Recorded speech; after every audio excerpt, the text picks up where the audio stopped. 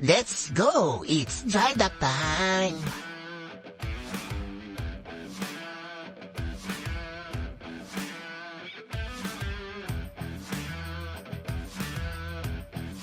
Ano nga ba ang mga ginagawa kapag nag-dry dock ang barko?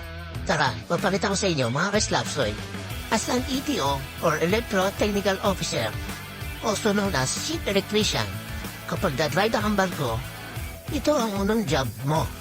Ihanda ang barko para mag-connect sa shore power. Pangalawa, tamang pag-shutdown ng mga equipment ng barko. Pag connected ka na sa shore power, gagawin mo na ang mga electrical job mo sa dry dock scope.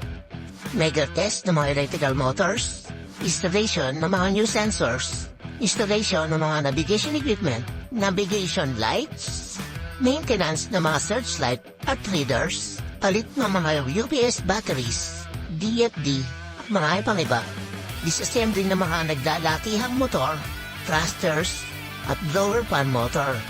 At dahil overhaul ang mga main engine, sa'yo rin naka-assign ang mga electrical wirings. At syempre, lahat ng mga tinanggal mo ng wirings ay ikaw din na magbabalik.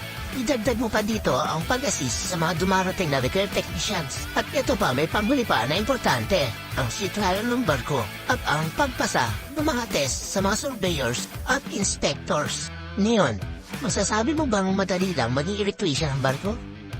Ang sagot ko dyan ay sa tulong at awa ng Diyos, makakaya mo yan. Tuloy lang ang laban sa hamon ng buhay. Ipakita mo sa buong mundo ang world-class talent ng mga Pinoy seafarer. Siya mga ka-slapsoil!